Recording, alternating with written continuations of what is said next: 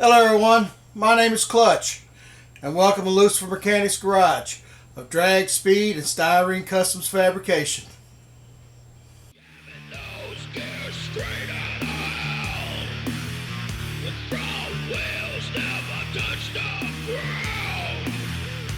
Destroying everything that affects, making me rich for my sins. Welcome to the Lucifers Mechanics Garage.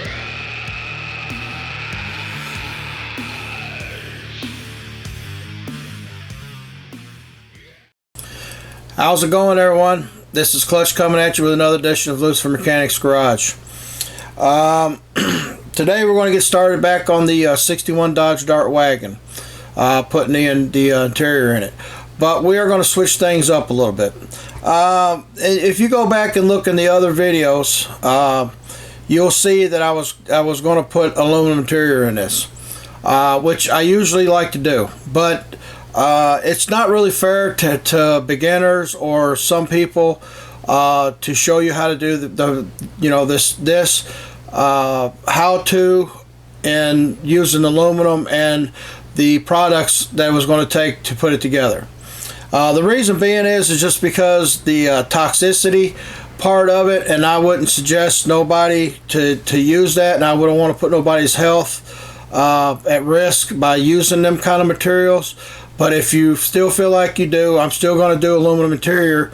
But for this video, we're going to go ahead and stick with the using styrene sheet. So we're just going to switch it up a little bit. Usually I use 5,000 sheet when I put my interior in.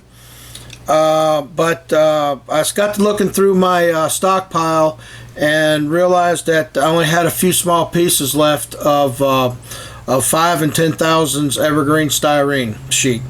So I'm stuck with using the 15th for now.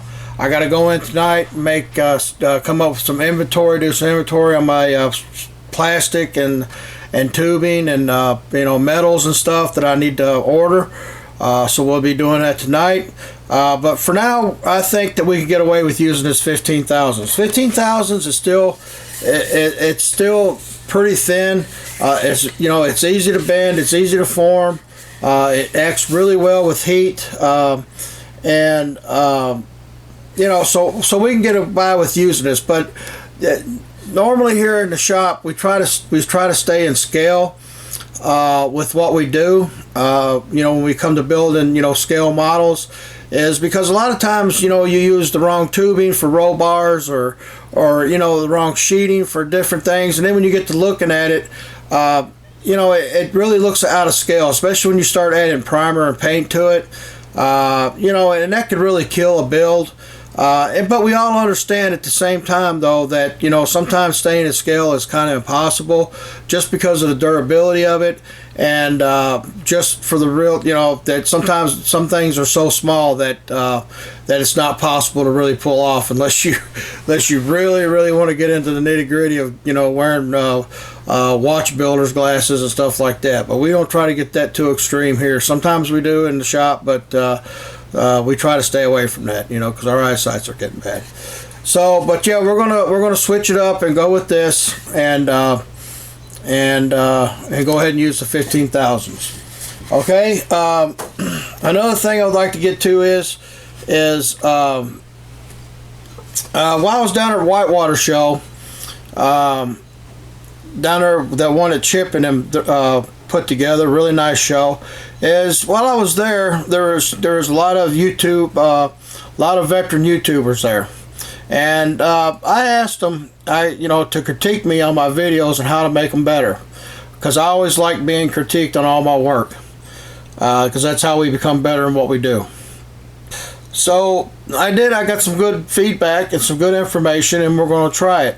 One of them was getting better close-ups and focusing on things, which I'm kind of working on, because even though I bought a nice expensive camera, sometimes we think that you can just turn it on and point it and it'll shoot good video. But in reality of it is when you buy something that's, you know, that's more expensive and more professional, you have to learn how to use it. So we're working on that here at the shop to get better, to get people better quality videos where we can see what's going on. The second thing that came up, which was one of my biggest ones, was learning how to make my videos shorter and not, you know, take so long in doing them. And one of the YouTubers, who is a really good gentleman, made a comment about the length of my videos and wondered if I can knock them down a little bit. Excuse me. And I really took that under my belt, and you know, and asked him a few more questions, and really got some good input.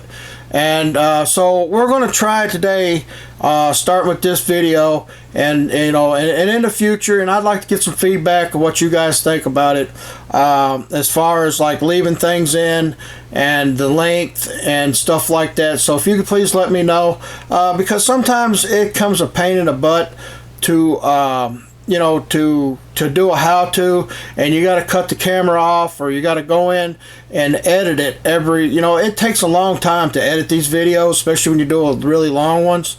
And if anybody does videos, you know what I'm talking about. So you know, sometimes you basically build, you know, you actually film and edit 3/4 of the time and build 1/4 of the time when you're doing all that editing. So we're gonna give it a try and see how it works out, and see if we can't get into editing and see if it don't become too much of a pain in the butt. You know, me myself, I don't mind watching a longer video as long as I'm learning something from it.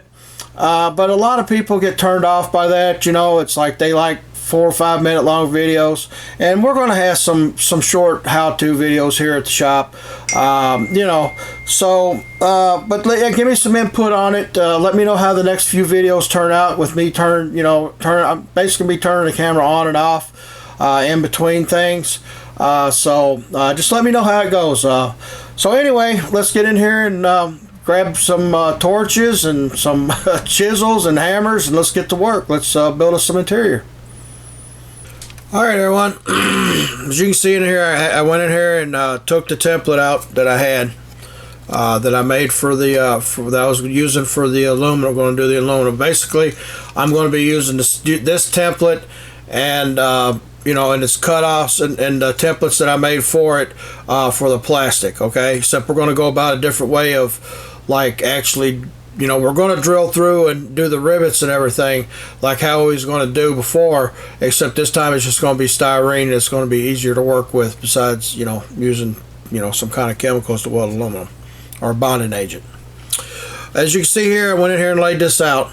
Now typically what you do is you can pull these measurements off just about any transmission housing. You know, in any kit, you know, Ford, Chevrolet, Dodge, they're pretty much well the same. You know, some of them are a little bit shaped different. Some of them's got their shapes, you know, difference, you know, stuff. But they're basically the heights, the lengths, the dry shaft, you know, tunnels are basically the same, you know, and so that you know, you can pretty much well do research on it from a kit, or, you know, or just about anything. Your 1-to-1 car, you know, rear-wheel drive car should be about the same thing. As you see here, I got my templates that I made for the aluminum. I'm basically going to be using them. Now the thing about these templates here is I'm going to make them to where they are riveted in, okay? But you can, if you want to go in, you can get a little bit more fancier. You can use you know, DAS vice, you know, quick turns, you know, to put your tunnels on, and you know, where you can basically turn around and put DAS all the way up through here, and to where you can just turn a screwdriver and pull that apart, and that way, you know, a lot of people do that, so that way they can get inside the motor, and I mean the transmission and the dry shaft, you know. Just makes it easier sometimes when you can get hands on both top and bottom of you know, these components, you know, the dry shaft and the transmission. So basically what I'm going to be doing is I got to cut this out right here, you know, this in here, and I'm going to go in and glue it in. then I'm going to take these templates that I got from the old one, and I'm going to cut the templates out. And after this right here dries, we're going to go in and glue all that in, and then we're going to get this ready to mount and everything. Now, what I have to do before I do all that, what I got to do is I have, as you see, I went in there and cut this out and pre-bent it and everything. Now, basically, what we're going to be doing is right in here, I've got to. Right in here, I've got to make this lip that comes out through here, okay? And now that's going to bolt, that's going to be welded onto the top of the tunnel that comes around there, okay? And we're going to get to that, and I'm going to show you how to lay that out, or how I did it, okay? So basically, this template that I made is going to fit in there like this right here. As you can see, I went in and bent it, and then I'm just going to trace it.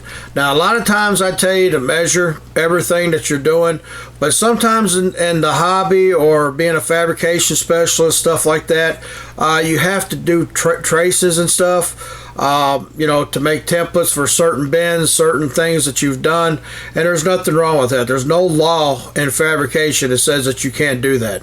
And, so keep that in mind. So basically what I'm going to do is like I said, always keep your pencil sharp, okay? Go in there and just give her a twist like so. All right, then I'm going to come in here, all right, and then I'm going to mark this inside here and get my template ready. Now I'm going to go ahead and shut the camera off, and then we're going to come back. When I come back, I will have that marked out and have it mounted to the firewall, drilled out and mounted to the firewall, and then we'll take it from there, okay? All right, everyone, as you can see, I went in and cut the piece out after I traced it, and cut the piece out that I needed, part of the interior that's going to go right up in here, okay? Now, normally what I do is when I cut this, before I would even have cut that out, I would have normally went in and made lines through here, like every 1/16 of an inch, which comes to about 1.5 inches, in scale. That way, that would have given me an indication of where to drill my holes up through here to make them even. But I didn't go that route because I'm just trying to get this done and to show you guys. But it's also going to give me a chance to build normally how I don't build, just to show you guys, who don't want to get so technical about it, that you can still achieve what we're going for here. Went ahead and cut the piece out, as you can see. Let me turn around here with the black, and you can see where I drilled the holes. Okay, up through there. Now I did pretty good job eyeballing it. All right. So this right here is going to go up in here like this, and we're going to glue it in, and then once we glue it in and everything, we'll go to the next step of putting the floor pans in. But I want to show you something.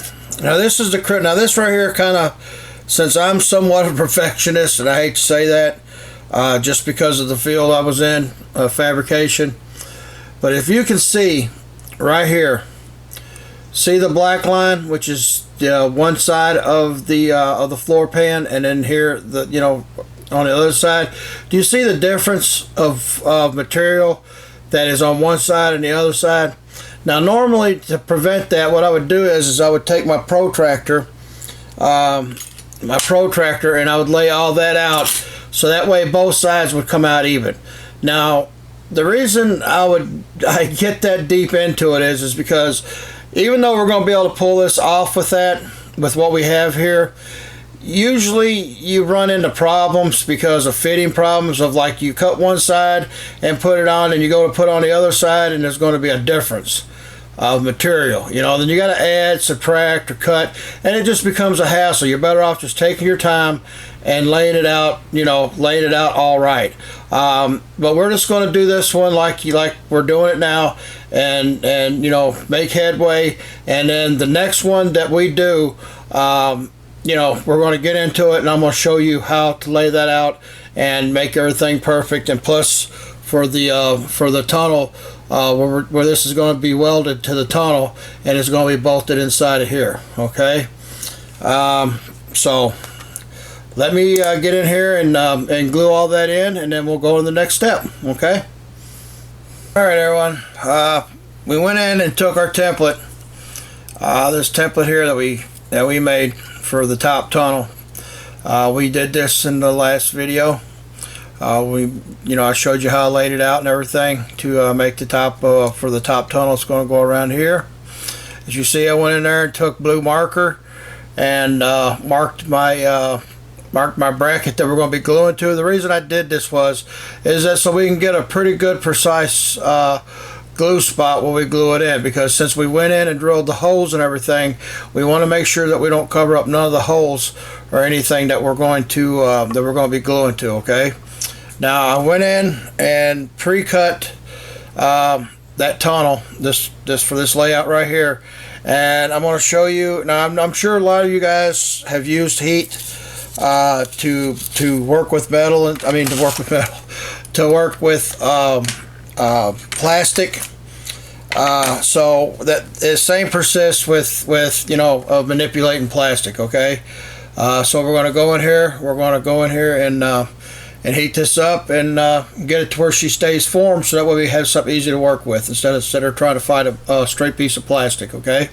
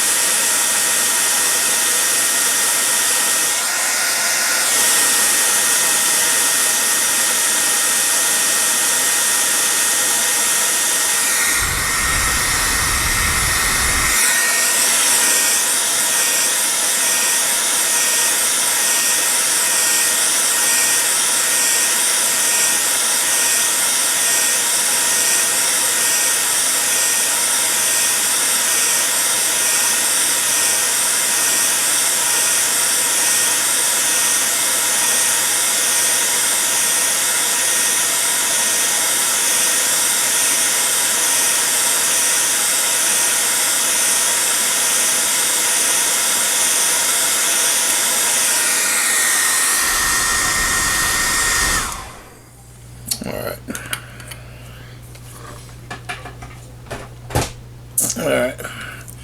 I'm sure everybody's used their wife's blow dryer. She eventually went out and bought her one because mine kept staying in the hobby room all the time in the garage here.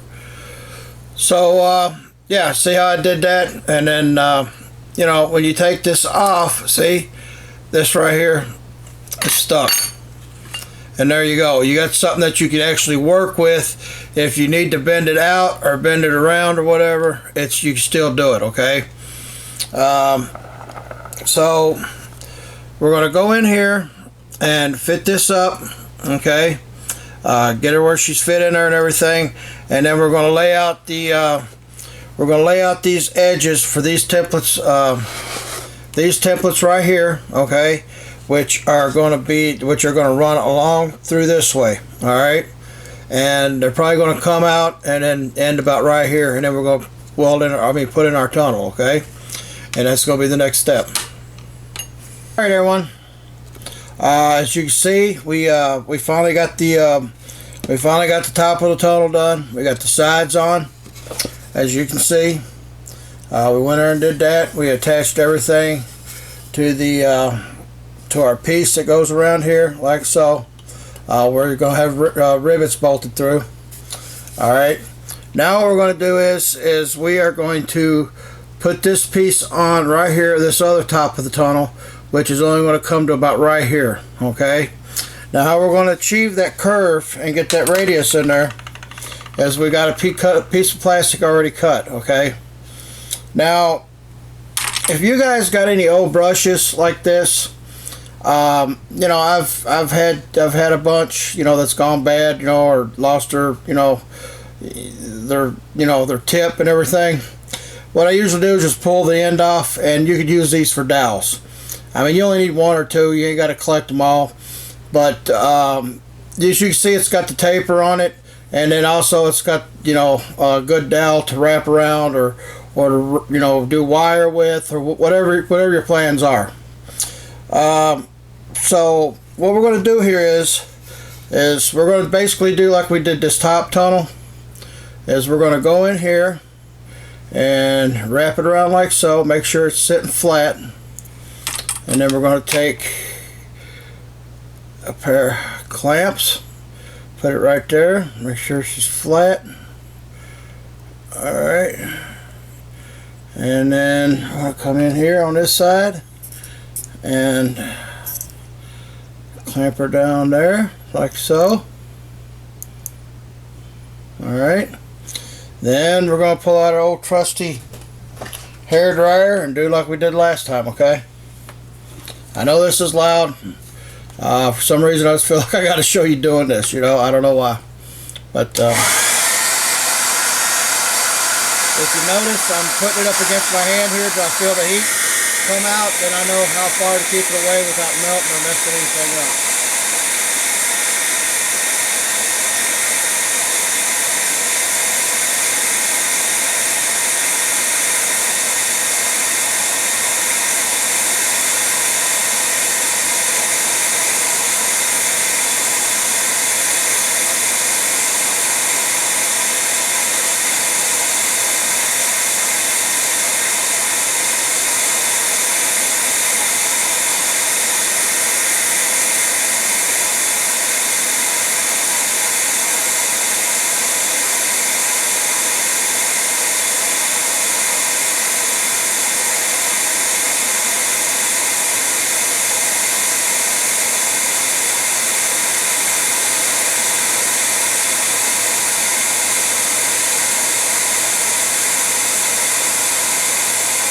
Really don't take much to heat this up.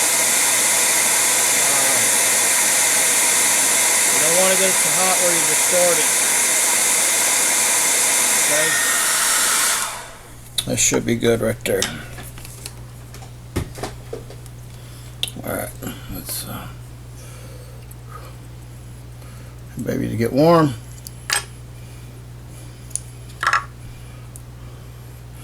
And see, there we go. We got a perfect tapered fit to work with. See how it's tapered? See there? So now we're going to go in here, we're going to fit it up to where she fits right up inside there. Okay, so we got something to work with. All right, so let me get the camera off, and then we'll come back with that on there, and then I'm gonna finish putting this up, which will be pretty easy. It's just gonna be, you know, a small piece cut, rounded, and then just glued on top of this. Okay. All right, everyone. As you can see, we've since we've had the camera off, we went in and we finished off the tunnel. Okay, we added this section here. Okay, as you can see, and it goes all the way to right there, and then we added the back section here. Now I want to show you something right here. When you usually structurally, like, kind of look at it, when you lay any kind of metal down, when they build ships or anything structural, if you see chassis or anything in general, what you usually do is you overlap your sheet metal. The same purpose works in plastic or anything for structural, to be structural sound. So what we did was here, as you can see, these pieces, they start from here and they come all the way and they end right here. And then we added another piece that comes down to the very end of the back of our sheet metal here. Alright, now then what we did is after we put this piece in and we went there, and then we went all the way here and we overlapped this divided piece and went right here, okay?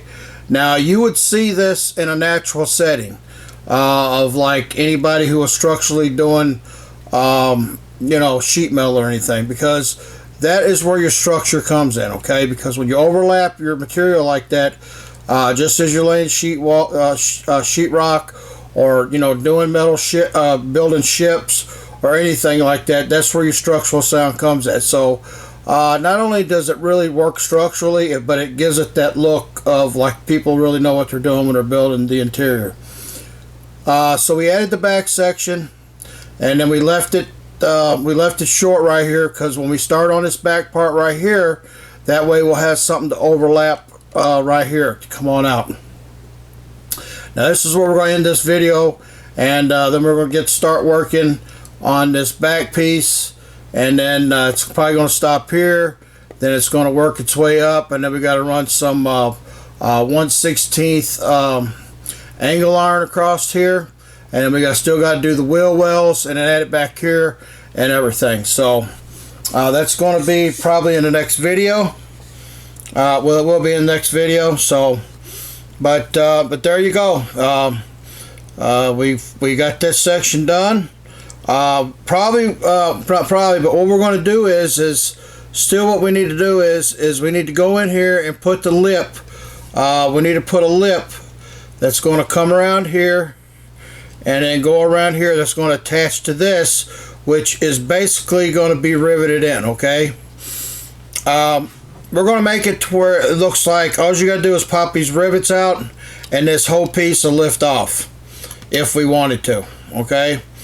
Why am I doing that? I have no idea. I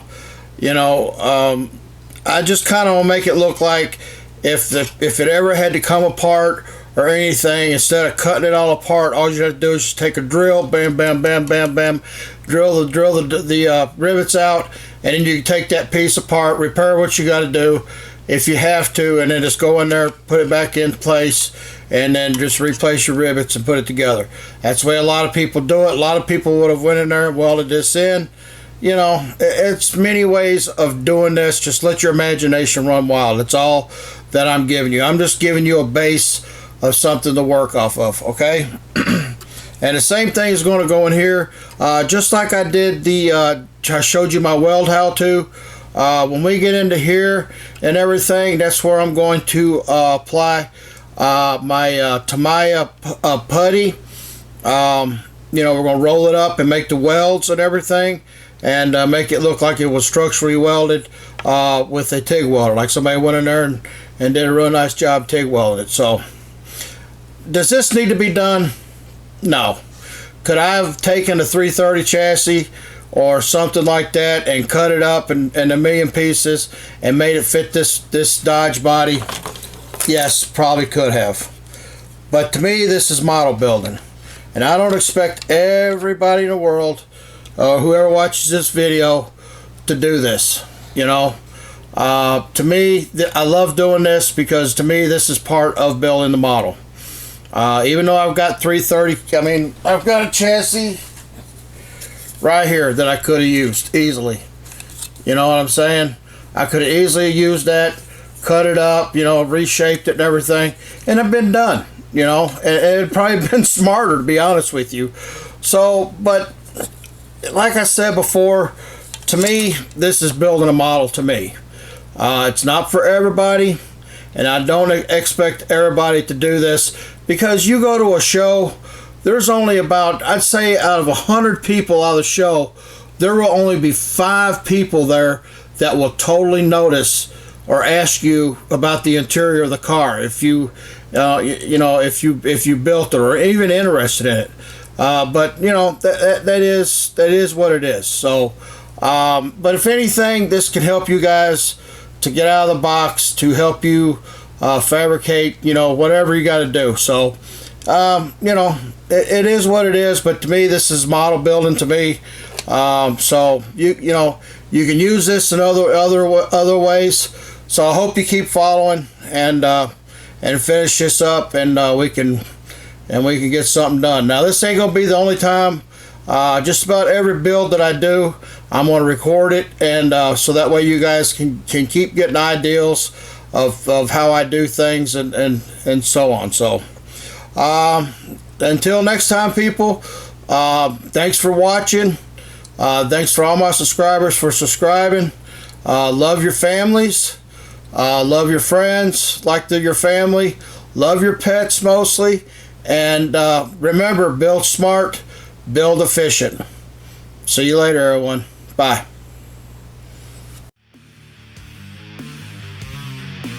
Lucifers, get it!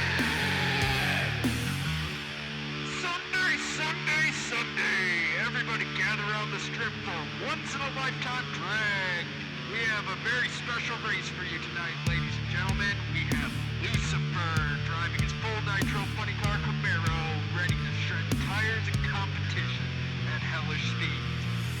Lucifer will be holding grudge matches all night, gambling for souls. Don't fret, ladies and gentlemen. Nothing will slow down his car, not even after crashes. Gashes are being completely mangled, all thanks to Lucifer's mechanic. He can fix it all. It won't rest until Lucifer is reigning champion.